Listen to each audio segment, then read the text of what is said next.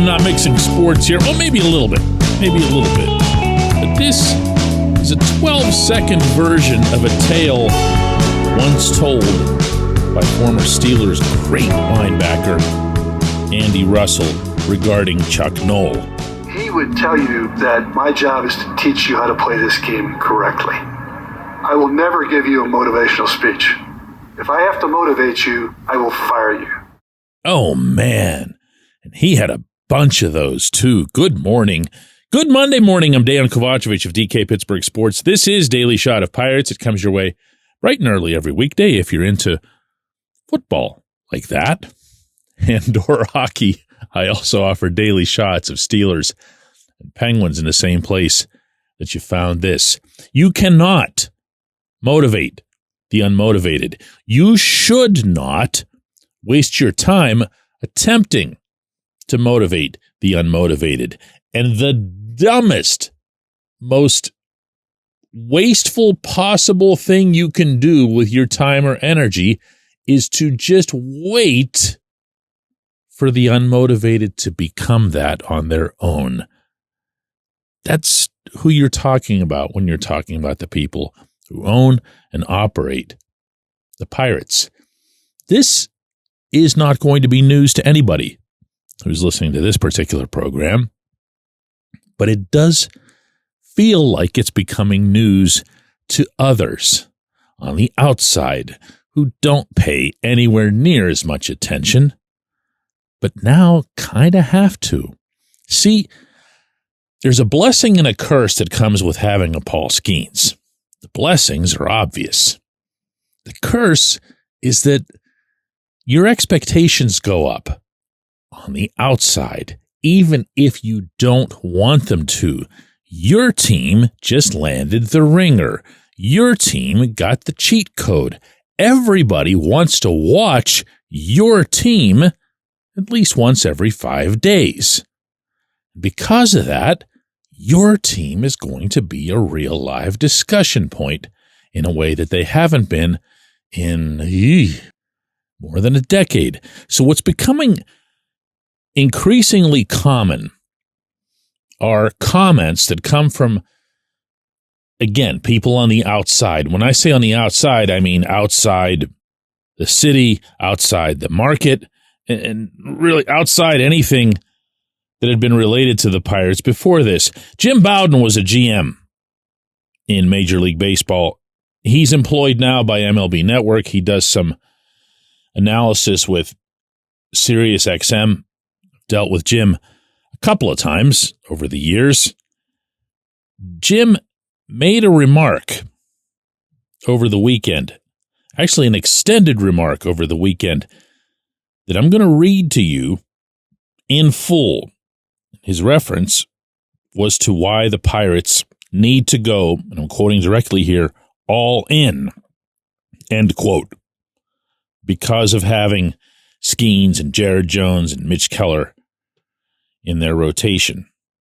I quote, "You're telling me the Pirates couldn't have afforded more than what Arizona did to get Josh Naylor?" And he's referring here to the Diamondbacks getting Naylor from Cleveland in a modest package of a trade. Naylor, in turn, just 4 days ago, got awarded $10.9 million on 1 year for arbitration. Also unrelated, Naylor's really good, and he hit 31 home runs for Cleveland. It seemed like he hit half of them in that one series the Pirates played up there that I covered. Anyway, Bowden continues. "You don't have to go spend the money for Anthony Santander. I used that as an example of what would be a perfect fit. Just go get Naylor, even if it's for a year, because if you can give Pirates fans a pennant race on September 25th, whether you make the playoffs or not, the fans will be there. And then your season ticket numbers go up. When you win, everything goes up. The money follows. The money doesn't follow before you win. The money follows winning every single time. You got to win first. And if you're a team like the Pirates, like the Mariners, and all of a sudden you have the pitching and you're not making the effort to get the offense to win, You don't even understand the mistake that you're making for your fan base. He also urged Bob Nutting to, quote, step up when it's time, know when it's time to lose money for 3 or 4 years, and when you have to make money for 3 or 4 years. You have to know the balance. You have to decide based on your baseball team when you're supposed to spend the money and lose so that you can make more money the next 5 years. You have to figure that out. If you're the Pirates and you've built this rotation and you're the Mariners and you have one of the top 3 rotations in baseball, this is when you have to go all in. And no, Jim Bowden and I have not spoken in a while, believe it or not. That's how people look at the Pirates from the outside. That's how people are going to begin speaking about the Pirates from the outside.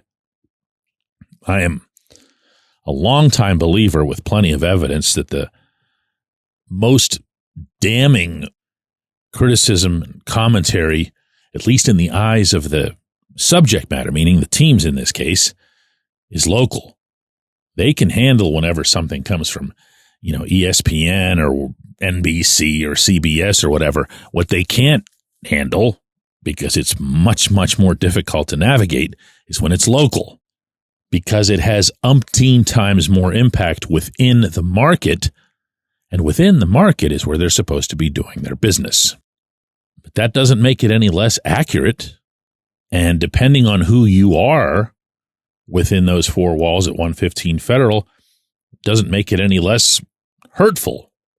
Maybe, possibly, or not. See, here's the thing. These guys never would have been able to play for Chuck Noll because they're not motivated. Certainly not motivated to win.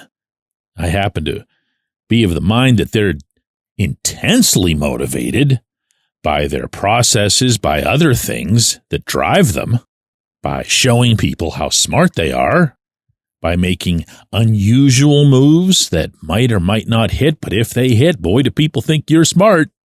When it comes to winning, even when it comes to winning, theoretically here, we're losing your job. Losing everything that you're building, it still doesn't have an impact. It just doesn't. Everyone keeps waiting and wondering what's going on. That's it. That's really it.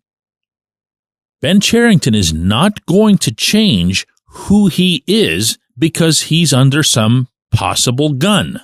He's not going to change his processes for that reason, and he's only very, very, very reluctantly going to change even some of the people along the way. And when he does change the people, he's going to replace them with people who fit right into the same processes. That's all that's happened this winter, by the way. Andy Haynes went out. Andy Haynes came back in. No offense, Matt Haig, but I'll have to see it to believe it, meaning that there'd be any difference at hitting coach. They aren't motivated, and nobody and nothing can change that. Ask the Emperor. When we come back, J1Q. It's Gun Storage Check Week. Help prevent unwanted access to your firearms. No one wants their unsecured gun to be used in an accident, a suicide, or a crime. Use lockboxes, safes, and locks to secure your firearms. Learn more at gunstoragechek.org. That's gunstoragechek.org. Brought to you by NSSF, the Firearm Industry Trade Association. Abandon ship, Bob. Sell the team. Are you a Pirates fan who is angry or apathetic about our perennial losing baseball team?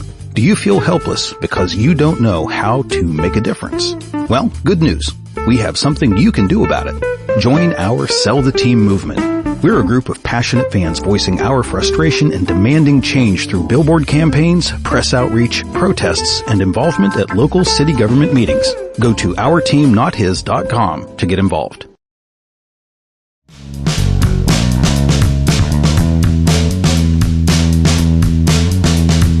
Today's J1Q comes from Kevin, who asks, DK, you've reported several times that the Pirates payroll is going to be around $100 million, but Since the most recent deadline, they've jettisoned 7 of their top 12 paid players worth over $33 million.